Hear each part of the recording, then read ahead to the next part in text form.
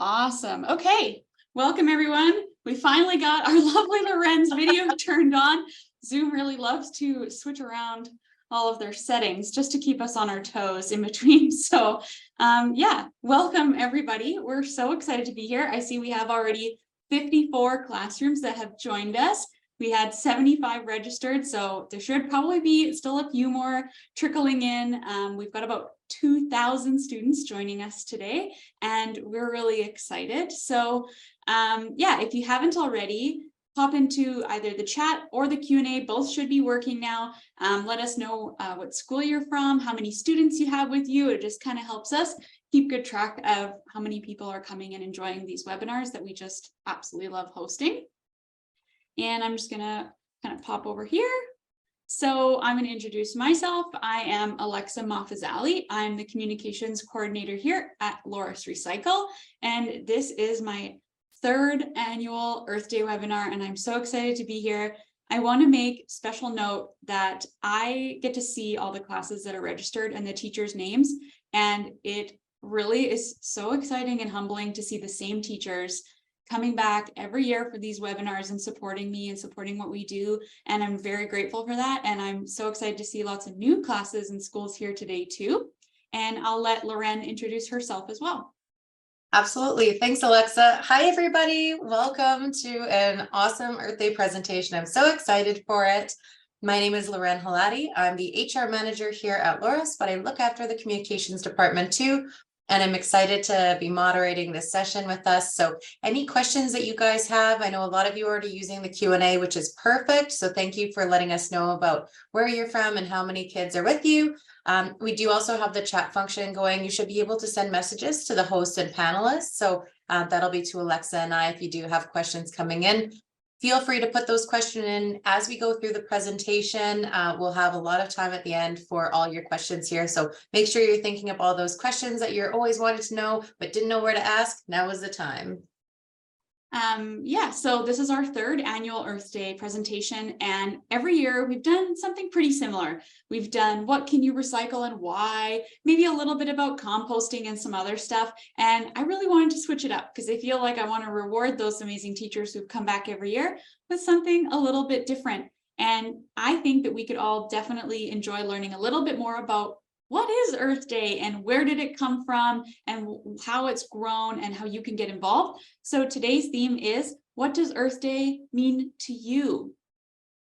Alongside this wonderful webinar, we are also celebrating with our annual poster contest. So we do have some of our winners from last year shown here, and we actually ended up having 6 lucky classrooms who won pizza parties. And this year, that is the exact same prize that we are giving away. So it's going to be super easy to enter. You basically just are going to fill out an 8.5 by 11 sheet of paper with what does Earth Day mean to you in the best creative way that you can think of. And then you're going to deliver it right here to Loras Recycle at 1902 First Avenue North. Teachers, make sure you're putting your name, your school's name, and the grade, so that we know how to contact you, your email address as well, and you just pop it into the mail slot there. And you have until Monday, May 1st to get those to us. So you still have some time after today's presentation to get those little heads of thinking and get them coloring some amazing posters for us. Last year, Loren and I had to go through over 4,000 posters. It took us a really long time, and they were so inspirational and fun, and we can't wait to start seeing those coming in. So without further ado, let's learn a little bit more about this topic. So Earth Day is something that actually started in the United States by a wonderful man named Gaylord Nelson on April 22nd of 1970. His daughter has now carried on his legacy, and PBS made this amazing short little documentary about why and how he started Earth Day. So we're going to start with that.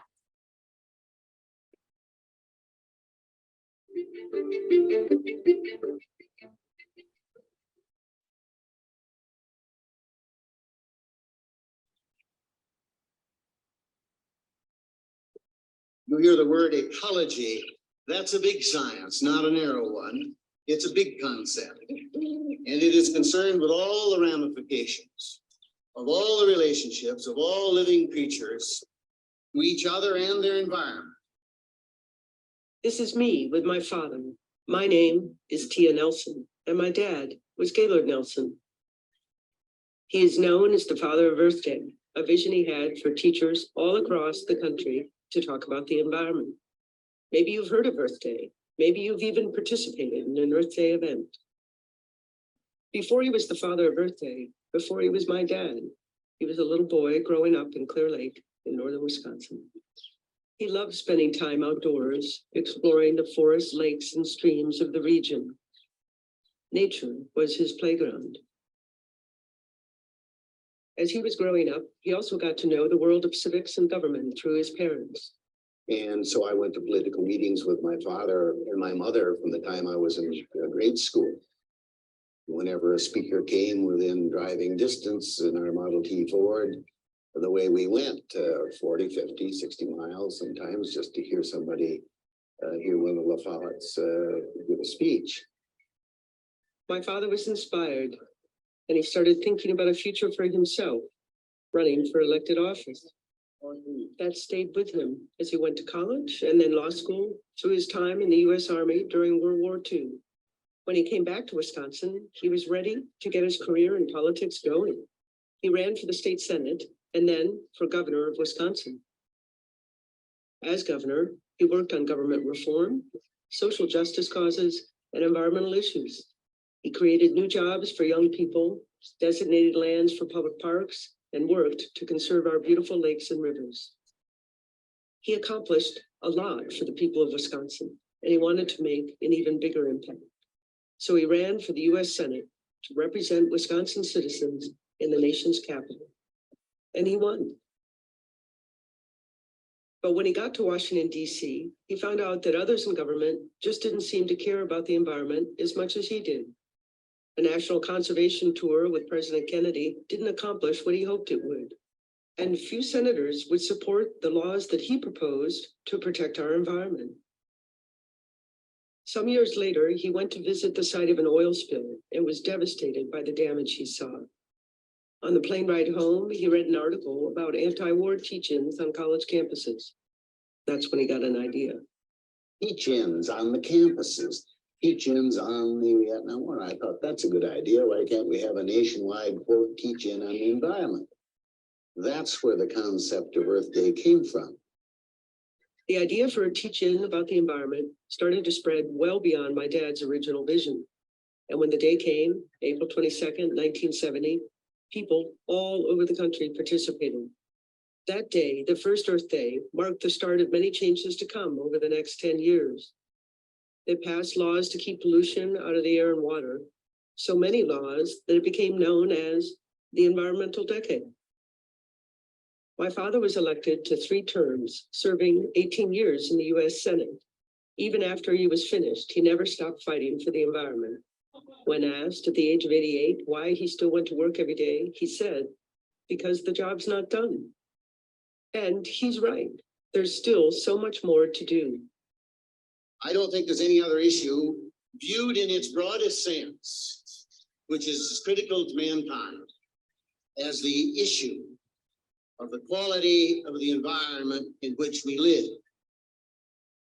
Earth Day lives on, as does the need to protect and care for the place we call home. Each of us has the power to help make the world a better place. It's up to you and me to do our part.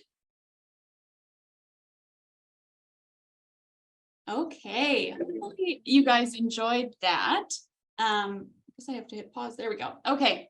I found that just a few weeks ago when I was preparing for this presentation. I thought it was such a great way to see how just one person with an idea to do better for the earth could incite decades of change.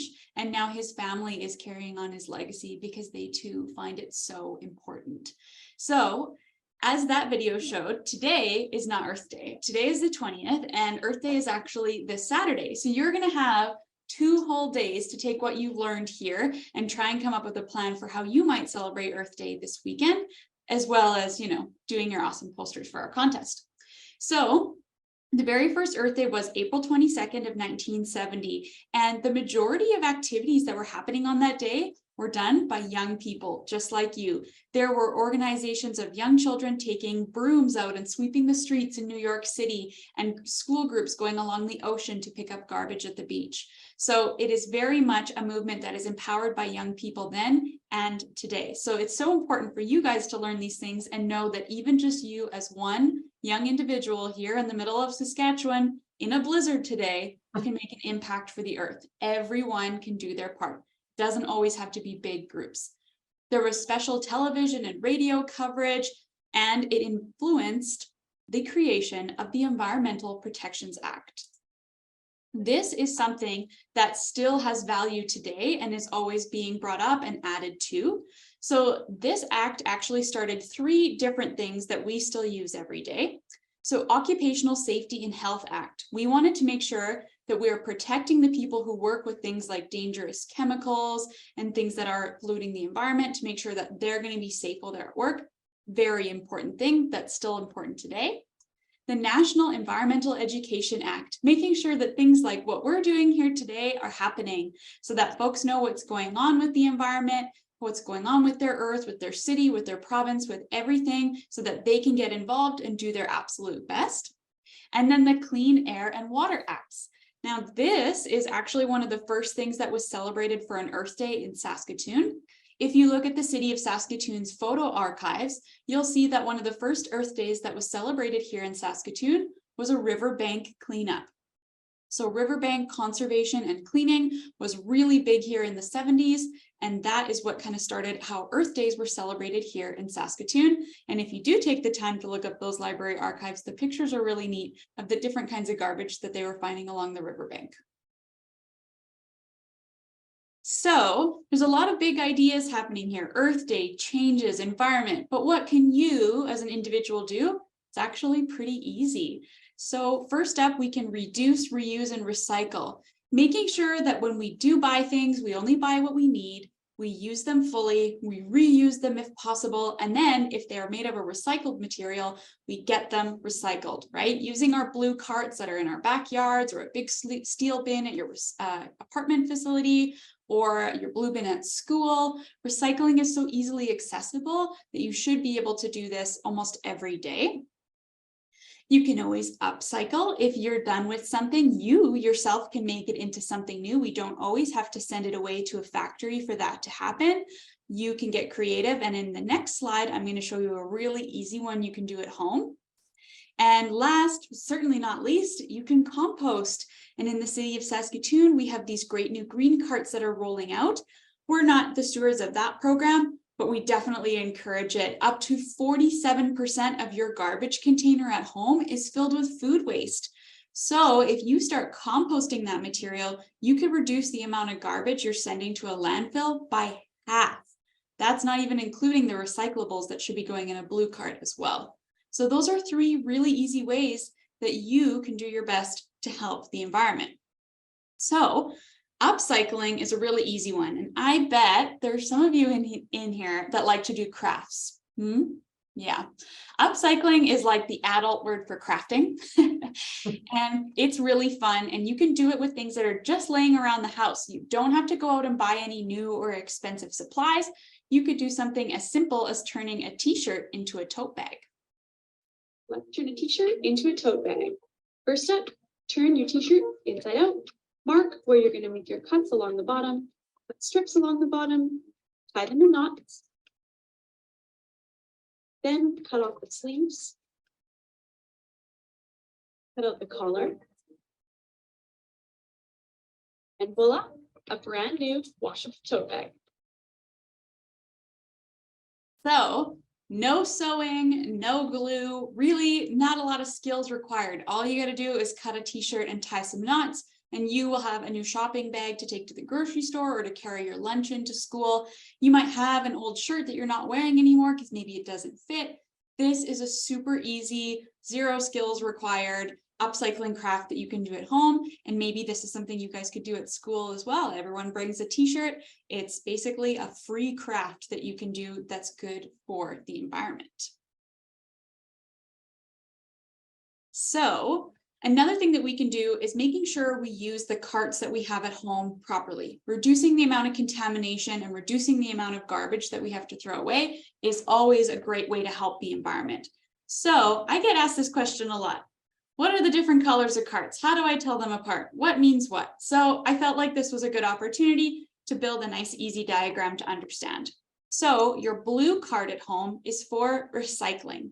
This includes our Think Smart 5 in the cart categories of accepted material: paper, plastics 1 through 7, cardboard, tin and aluminum, and if you live in the city of Saskatoon, glass.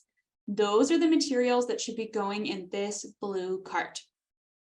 Your green cart for compost is going to be fruit and vegetable waste, contaminated food and fibers, bread and dairy, and meat and bones. So you have a lot of stuff that you can be putting in the green cart as well, especially with the new program. It's not just about like yard waste, like grass clippings or leaves or anything like that.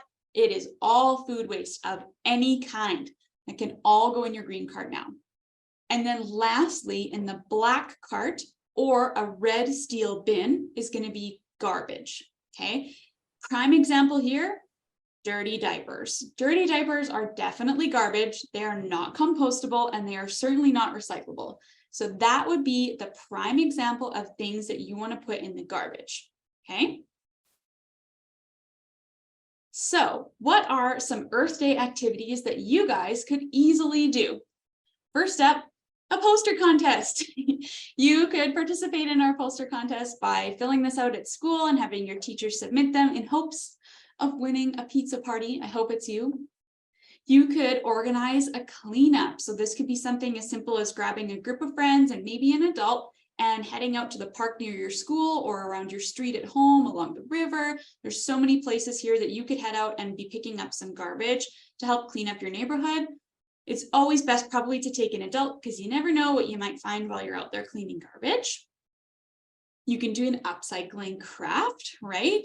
I showed you that super easy 3-step t-shirt into a tote bag craft. It's basically free to do because you all probably have t-shirts at home that you're not wearing or using. So doing something like that would be awesome.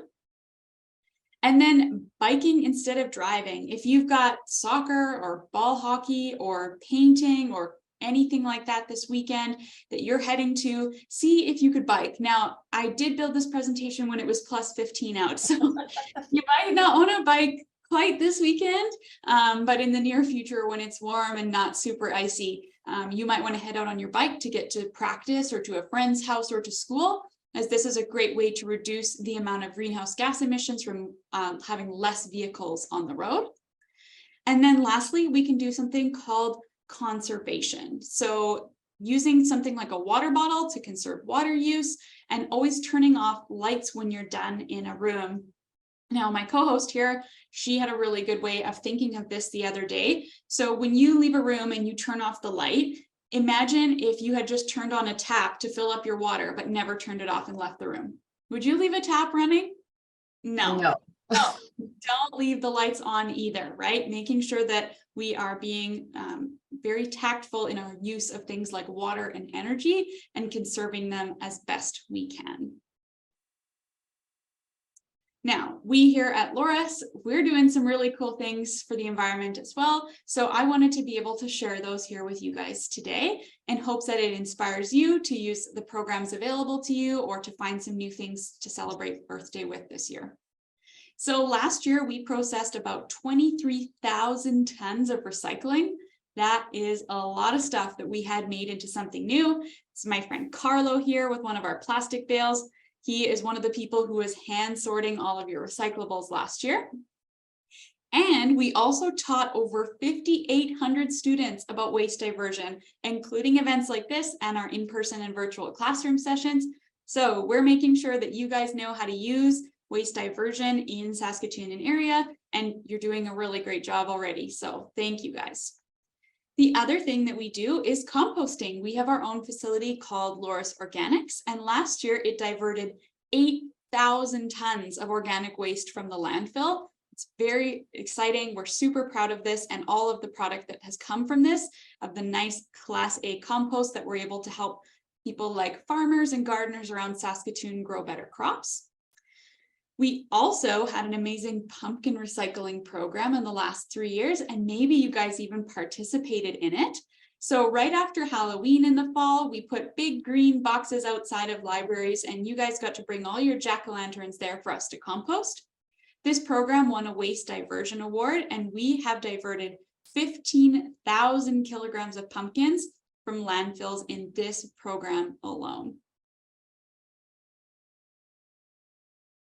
So all the things that we're doing are great, but there's amazing other things happening in the province that we always like to share because they're really good resources and they're free. So why not use them? The first one is the Saskatchewan Waste Reduction Council. So our friends there have made something that's basically called like a search engine, but it's kind of like Google, but for recycling. You can say anywhere you live in Saskatchewan and what you're trying to recycle, repair, or donate, and they will tell you where you can take things for that. We also have the Recycle My Electronics program that is across Canada. So electronics, goodness, they are so recyclable. They have precious materials in them that should be getting recycled over and over again. So this is a really important one. I'm talking to you through like 6 different electronics. I'm sure you're listening to me through another 3 or 4 in your classroom. These are all things that should be getting recycled responsibly. If something like an electronic makes its way into a blue cart and comes here to where I am today, it can do things like starting fires, and that's not safe for our staff. So making sure that we're using Recycle My Electronics drop-offs like the one at our transfer station at our landfill, or ones that you might find in an electronics store, also very important. Another one that we have is the Saskatoon Waste Wizard. So this is a great app that you can put onto your phone or your tablet at home, and it will help you figure out which material goes in which cart, your collection dates and times, all that kind of stuff, which is really great. And I heard today that they are running a promotion for their Green Cart program rollout where you could win an e-bike if you download the app. So you're going to want to get in on that. And then another partner that we have that I totally did not put their logo on here and forgot is our friends at Sarcan. We work with Sarcan all day, every day. Recycling is not a one-person job. All of these guys and Sarcan and us all work together to get recycling done in the province. It is a team effort in recycling, just like it is with pretty much everything else in life. We have to work together to make a difference.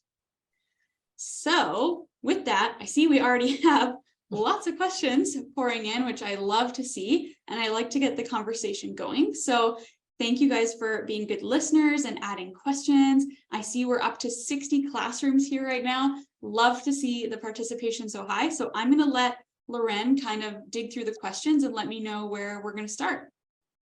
Absolutely. Thank you so much, Alexa. And I think it's really great that we had a chance to dive into the history of Earth Day, how it started and how it's grown in the last 40, 50 years now already. So very excited to see how much it's changed and some really great ideas of what we can do to all celebrate Earth Day. So thank you so much. Thank you for people for putting questions already in the Q&A and into the chat. I know you've got more, so feel free to fire them in here. We've got a couple here right away that I'll get started with. So Tasha Jones has asked, can the following items be recycled: painted or glued paper and hardcover books? Those are good questions.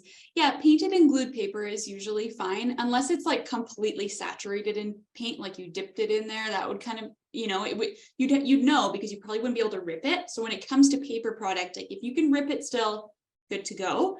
And then hardcover books, yes, but that is something that's considered a mixed material. So there's a hardcover book and then the pages inside. If you can remove the hardcover and separate them so that we can recycle the paper as pages and the hardcover as cardboard, yes. There's also, if the books are still in really good shape, you want to pass them off to somebody new. There's lots of great secondhand bookstores or places where you can donate. Like I think Saskatoon Symphony Orchestra also takes books and does a book drive. Lots of really great areas, places to pass those on as well if they're just gently used, or you finish with a story and you're wanting somebody else to enjoy it as well. Yeah, absolutely. We don't always have to make something into something new. We can sometimes just pass it on. Hand-me-downs are great. Absolutely. Megan Power has a question from her class here. Why do some people believe the climate crisis is a myth? What is your opinion as a company who works alongside helping the environment? Coming out swinging with a big question here, Megan. Thank you.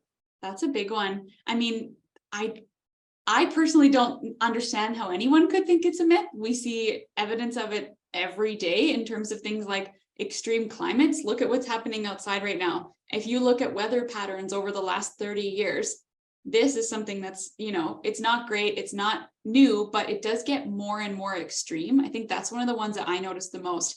I know I'm not like super old and have a ton of weather experience, but for the first time ever in the last year, we experienced plus 45 in Saskatchewan. That's a record break as well. So things like being able to monitor stuff like temperature, that's certainly one that we can see. And then when it comes to natural resources, right, the things that all these materials that we're recycling are made of, seeing different or less or weirder quantities of them available, that's interesting as well. So I think if people don't believe in it, that might just be their own personal choice, and we're all welcome to have that. But I hope that we're still doing our best to be good stewards for the earth and keep things clean and keep recycling and stuff like that as much as we can. And take the opportunity to educate when you can. Obviously, you guys are participating in this, which is so great. Sharing what you learn and know, maybe with some other people who think it might not be as big of a deal. Perfect. So we've got a student question here from Emily. Emily's asked, is Gaylord Nelson still alive? Hi, Emily. You know what? That wasn't made very long ago and it has his voice in it. So I want to say that he is, because it had both him and his daughter talking back and forth, but I'm really not 100% sure. Lauren, did you pick up on that if he was or not? I got the tone that maybe suggested he had recently passed away and his legacy is carrying on by his daughter and his family. Yeah, I feel like he might have been around for the making of the video, just the way that the conversation went. But yeah, I agree. There could be that kind of tone that he wasn't, but how wonderful and inspiring it is to see that his daughter is carrying on his legacy because it matters to her as well. Michelle has asked the question, what happens to all the garbage? Ooh, that's a great question. So when we put things in the garbage, they go to a place called the landfill. And the landfill is basically, it looks like a big pile of garbage on the top, but actually underneath there's all sorts of different systems that are working to protect the earth to make sure that garbage never seeps out of the landfill back into the earth, or any liquid that might trickle through doesn't get back into the water.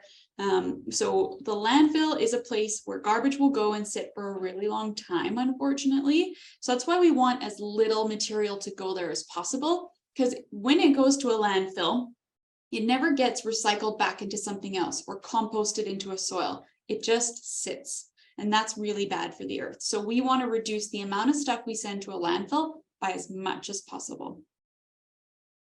Alexa, where should tree branches go? Tree branches should absolutely go into your green cart. And I want to say they have a really weird way of measuring it, like no thicker than your arm and no longer than your arm and no thicker than your thumb. So if it's like a really big branch, just make sure that you're cutting it down a little bit. Awesome. And Tayona has asked, how much garbage goes into the ocean? Oof. We're not a coastal city, so that's a tough one for me to answer. I know here, like really none ever goes into the river. Like if I have to think of the nearest water body for us, ocean statistics would just be so different than what we do. I'm not sure if you know any of that, Lauren, but it's just not something we deal with very regularly. I do know that we do keep it out of the river 100%. Like there's not a chance that there's any of the garbage that we collect that goes in there. Yeah, I think the only risk is when you have like windblown litter that sometimes will make its way into there, and obviously your water streams will lead into the ocean. But because we are in Saskatchewan and we're quite landlocked, the waste that's collected here does go directly into our landfill, City of Saskatoon landfill. I think something to note as well is that anytime there is garbage going into an ocean, it's often something that's done by hand, right? It's people who are going to a beach and leaving litter, or on a boat throwing it off the side, stuff like that. And so that honestly comes down to you as an individual, if you are putting those things in the ocean or the river or not. Can you put dirty pizza boxes in the new green compost bins? Yes. Yes. I don't know who started that rumor like a million years ago that you can't put pizza boxes in the recycling. You can. But you can also compost them. And as somebody who eats a lot of pizza, I can tell you, I've yet to find a place in this city where the box was too greasy to be recycled. But now you got choice. You can put them in the blue or the green cart. Perfect. Also, I just did a quick search and unfortunately Gaylord Nelson is no longer with us. But awesome to see that his legacy is carrying on, not just with his daughter and his family, but everybody who's participating in Earth Day. Quick question from Sheila Richards here. Do old cell phone charging cords get recycled at the electronics recycling program? Yeah, absolutely. Anything electronic, anything with a cable or a cord or a plug on it can go to an electronics recycler. Okay, and Jacob wants to know, where do old vehicles go? Oh, that's a great question. So there are actual like vehicle scrap yards and wreckage yards that they'll go to where they get pulled apart for those individual pieces. Like the tires can go and get shredded and made into playground sand, or playground footing, I think is what they call it. And then the car parts that are metal, those can get melted down and pressed into new parts. And then sometimes we can just keep those parts laying around. And if somebody with an older car gets in an accident and they need one, we can still repurpose it. We could put it onto a newer car. So there's a lot of different ways that cars get recycled, but they have to go specifically to a car wreckage yard. Awesome. Alyssa Rogers has a great question here in the chat. Does recycling that is in a bag in the blue bin get emptied and recycled with everything else, or is it treated as garbage? I guess so. It's going to depend on the color of the bag. First of all, please do not bag or box recyclables that go in the blue cart. The only thing we should ever put in a bag in the blue cart is shredded paper bits. And they should be going in a clear or slightly colored bag so we can see what it is. If we pick up a heavy black garbage bag, Loren, what do you think we're going to think that is? Garbage. Garbage, that's right. So we don't want to open that because we could risk dumping garbage all over the good, clean recyclables around and ruining them. So my best tip to you in that situation is to please just leave things loosely in your cart. If they're in a bag, we don't know what they are, and we likely aren't going to open it. Yep. Great question. Karen Hills has asked, will the green bins be picked up weekly and the black bins picked up bi-weekly once people start using the bins? So I actually got asked that in a presentation yesterday. From what I can see for the remainder of 2023, it's still going to remain bi-weekly. We are not the collectors of that program, so I can't give you like 100% sure with certainty for that because it is a City of Saskatoon program. But for right now, what I can see is that it will be bi-weekly year-round. Okay, thanks. Michelle has asked the question, what happens to the recycling? What happens to the recycling? That's a great question. So it's actually going to come right here where I am today at Loris Recycle to our materials recovery facility. That material then gets sorted and separated out into the different material types, pressed into bales of that material, and then shipped out across North America and Canada to be made into something new. And if you guys want to learn more about that and more in depth, you have to bug your teacher to book in for a virtual or in-person tour to come and learn all about that. We spend a whole 90 minutes on just recycling. So it's going to come here, it's going to get sorted, and then it's going to get sent out somewhere else to be made into something new. Perfect. And a quick reminder of what we accept here at our facility. What 5 items? We have paper, plastics 1 through 7, cardboard, tin aluminum, and glass. Perfect. Emily's asked another question here. Have you ever found an animal in the recycle bin? Yeah, so that's one of the reasons we always want to make sure our recycling cart is 100% closed because we don't want animals to jump in there. We've had a few cats, we've had a few birds. They all came out. We took the cats to the street cat rescue and had them checked for microchips. If they had a home, they got sent to their home. If they didn't, our staff usually end up adopting them and taking them home. The 2 birds that we've had, we took to the wildlife rescue and they were rehabilitated and released. Yeah, but very important to make sure that we don't get animals in there. So we try and do as much prevention as possible. Okay, Danielle has a question about what should you do if you see garbage on the ground? Ooh, well, if it's safe to do so, pick it up. You know, if it doesn't look sharp or weird or anything like that, pick it up and put it in the garbage if you can. If it looks like it might be unsafe, something maybe like a needle or a broken piece of glass, grab an adult to help you. Perfect. And Aletha has asked for the poster contest, can we only use markers and crayons? And can we cut and glue for it? You know what? Get creative. If there's something that's really calling to you and you want to glue it on there, or you want to paint, anything like that, go for it. The more creative, the better. Sheila has asked, can extension cords be recycled? They can, but not in your blue cart. Okay, so those are going to have to go probably to like an electronics place, or maybe even I think scrap metal yards will take them, because they'll take the metal out of the inside of the cable, but the plastic casing on the outside probably won't get recycled. That's a tough one. Robin has asked, can colored or glossy wrapping paper be recycled? No. So if it's shiny or crinkly or has kind of foil inlay, it's a no. If you can still rip it, yes. But usually those ones that have the crinkly, shiny stuff on them can't be ripped. So we're definitely looking for more of like a solid paper than something that has plastic woven into it. Mhm. Can you recycle paints and paint brushes? Paintbrushes are probably a no, so I would definitely suggest that you get really good at cleaning them out after every use so that you can reuse them as long as possible. And then paint you can take to places like Sarcan or a household hazardous waste day, where they can make sure that they're handled appropriately so that they don't end up leaking into the earth. If you were to just throw them in the garbage, they may end up putting some toxicity into the earth that we don't want to see. Cindy's asking a little bit of a follow-up on the pizza box question. What happens if a pizza box has minor food stains on it? Can it still be recycled? Minor food stains, yes. If it's completely saturated in grease and cheese, no. And this is a follow-up question with Brittany. Would laminated paper go in the blue bin? That I think we're looking at is a little bit closer to same as that wrapping paper, where if you can rip it, it's good, but laminated is mixed material at that point. Yeah, that's a tough one. Unfortunately, those have to get thrown out.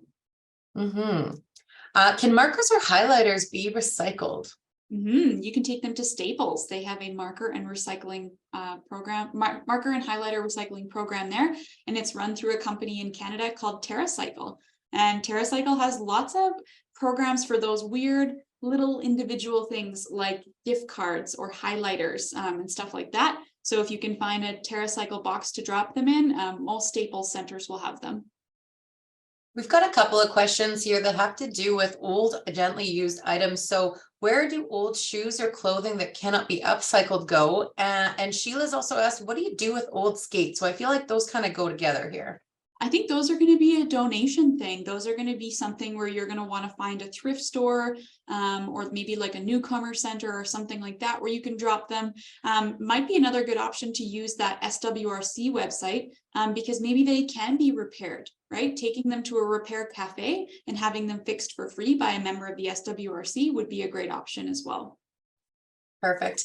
Alexa, how big are the plastic bales at our facility? Seb wants to know. They're about what are they? About a ton each. They're huge. It depends on the type of material. They can get up to be about a ton. But I would say if you put your arms like all the way out and made a big square, you could probably reach all the way around them. They're pretty big. Okay, we've got a question from Emmett here. What bin can we put meat in? And maybe this is a good time to go over those composting rules again. Yeah, so in your green bin, you can put meat, dairy, bones, grains, fruit and vegetables, and yard scraps. That's all those things that you're going to be able to put in there now. Perfect. Okay, we have a question. Let me go back into the chat over here. What do you do with the sharp recyclable objects? Can they still be recycled? So something like needles, which should not be coming to us, but unfortunately do, those we definitely get them disposed of properly by a health hazard place that comes and picks them up for us. And then things like sharp or broken glass, unfortunately, they can't be recycled. So when it comes to like a plastic bottle like this, where we flip it upside down and we see the recycling symbol and the number on the inside, when it's a glass bottle like this and that part breaks off, we can't see what kind of glass it's made of, so it can't be recycled, which is unfortunate. How does garbage go to the landfill? So it'll get picked up by one of the collection trucks, just like with recycling, and driven out to the landfill and then dropped off on something called the tip face. And then it gets buried under lots of other layers of garbage and soil. Perfect. Leanne has asked the question here. What do you do with all the posters after the contest? We keep them because I don't like getting rid of them. I have so many. Well, obviously we can recycle them. We do recycle a majority of them, but I want to say I think, a good half of the 4,000 from last year still in my filing cabinet behind me, because I just love to have them. We laminate a lot of them. And then the rest of them, we kind of just put them up all over the hallways and the way into our classroom. So if you come to visit here for our in-person in-facility tours, you'll get to see all the posters from previous year's winners hung up in our hallway. And then sometimes we post them on our social media, or we include them in our company newsletter because everyone here just loves to see them. Mm-hmm. Danielle has asked the question, does the color of plastic matter for recycling, i.e. can black plastic be recycled? That's a great one. So unfortunately, black plastic is not recyclable.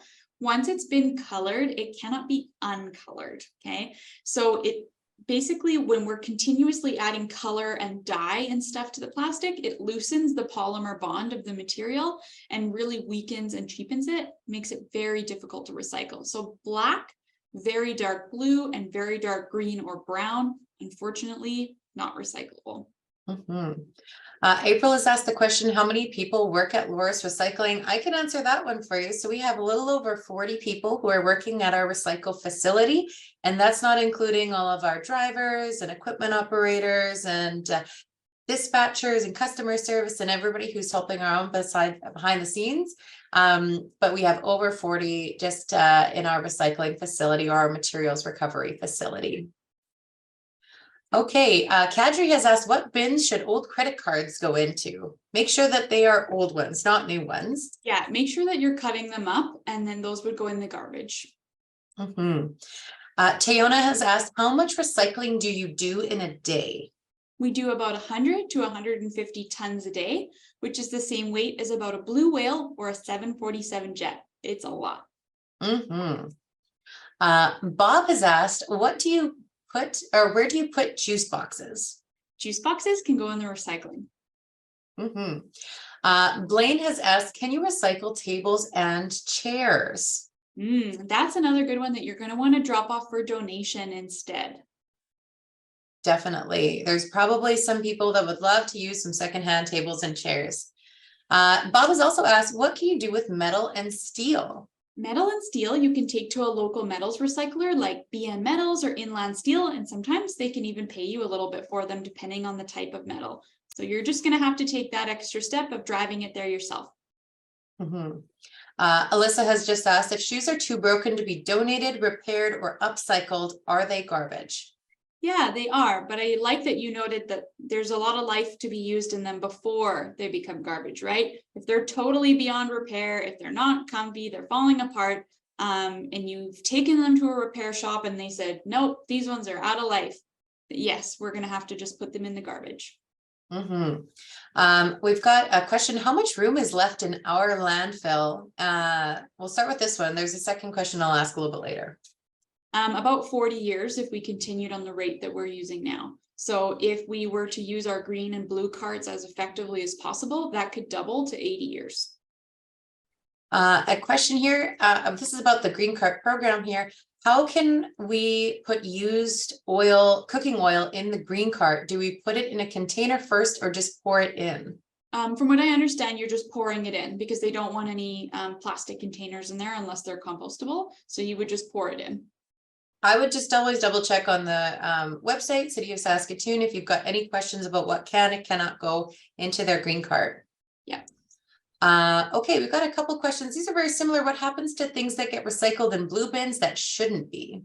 Ooh, so yeah, if stuff comes to us that shouldn't be here, that doesn't belong, we just have to put it in the garbage. If we had to pull out every single item that didn't belong and find it the right home, we would never get anything done. Also, a lot of those items usually end up being very dangerous for our staff, so we pull them off the line as quickly as possible. And they're usually damaged beyond use from the compactors in our truck. So even if they could have had a second life by being donated, when they got put in the wrong bin, they got destroyed. Mhm. Here's a fun one. What is the weirdest thing that you have found in the recycling? And I'll like to add this. I think we're a little bit, well, maybe people will know now because there was just a movie about him, but we had a driver's license that came through that was for Elvis Presley, which obviously he maybe hasn't been around for too long. But that was a very interesting find that came through that way. We also yesterday got a kitchen sink. And I think my all-time favorite was the set of bowling balls that we got once. It was the loudest day ever when they hit the side of our drum feeder. It honestly sounded like a bomb went off, and it took us a while to figure out what it was, but we got 3 like really big marble bowling balls. Yeah, we've got time for a few more questions here, so thank you for bringing these in. Can you recycle wet cardboard? We prefer that it's dry. So if you do have wet cardboard, especially with all the snow and stuff, you could put that in your green bin. Another question was, where do old bikes go? Same as cars? I'll say that's a very similar response. If you can't pass it on, if you can't repair it and upcycle it or send it on to somewhere new, it's going to go to one of those metal recyclers. I think too, there's the Bridge City Bicycle Co-op that will take bikes for parts. So they can use it when they're tuning up or repairing other ones to be donated to local school kids who need one. Perfect. Danielle has asked, how do you recycle aluminum? I wanted to say aluminium, and that is not for here. Yeah, so that can all just get put in your blue cart if it's food grade. If it's something larger, like a car part that's made out of that or a piece of a bike, you would just take it to a metals recycler. Connor has asked, where do empty glass jars go? Those can go in your blue cart if you live in the city of Saskatoon, or you can take them directly to a SARCAN. I think almost every single SARCAN in Saskatchewan now accepts non-deposit glass as well. So you could take that to a SARCAN too. We've got another question here. What do we do with old silverware? Can it be recycled? Not in your blue bin. You probably could take that to a metals dealer, or you might be able to upcycle it. I've seen some really unique things made out of old silverware, so I would look into that too. I've seen some cool spoon earrings. I've seen really neat jewelry that way. It's same class has asked, have you ever gotten jewelry in the recycling? Yes, but not very often. Yeah, it's pretty rare. And when it does happen and we see it, we'll pull it off the line. And if someone calls looking for it, we hope to reunite them, but it's a pretty rare occurrence. Very difficult. Karen has asked, what happens to the compost collected in the green bins? So we aren't the processors for that. So you'd have to ask the city of Saskatoon on that one. Okay. How many houses do you go to pick up garbage and recycling? I think we're averaging about 10,000 households a day right now, between both waste and recycling. So almost 70,000 a week, which is a lot. Michelle has asked, can we see where the recycling center? Can you see the recycling center? Yeah, I mean, if your teacher is able to get in front of line next year when we reopen the in-person tours, for sure. And then the same website that your teacher would have registered for this on, there's links to the virtual tour of our MRF that you can watch as well. So there's some online options, and then yeah, there are some in-person options that'll be available next fall, but we are fully booked for this year. Cindy or Jacob has asked in Cindy's class, what is the heaviest item that you have received? Oh gosh, we got if you've ever been in a warehouse and you see the big steel I-beams that hold up the roof, we got a couple of those in the summertime, and they were like massive. We had to use both of our loaders to lift them and get them out of the facility because they definitely do not belong here. Elliot wants to know, how many bins of recycling have you collected? And I'll maybe add to this one. We had one driver who was keeping track of all of the carts that he had tipped. And I think it was last year he had tipped over 1 million carts in his tenure working with us at Laura. So there's a lot of bins that we have recycled. Yeah, a lot. I feel like we could probably wrap up. I have had so much fun today. I think you guys were obviously great listeners because you had such intelligent questions, and I can tell you want to learn more, which is awesome. So to all the teachers who are here, thank you so much for taking your time to bring your class here and to register. We can't wait to see your poster contest entries. And thank you again for supporting this program for another year. It's been really fun to do these. Absolutely. Thank you so much. I appreciate all the questions. It's been wonderful having you here. Make sure you check out the poster contest. We would love to see you next year in our classroom as well. Hey, thank you guys so much. Have a wonderful rest of your day. Thank you all for coming. Thank Bye. you.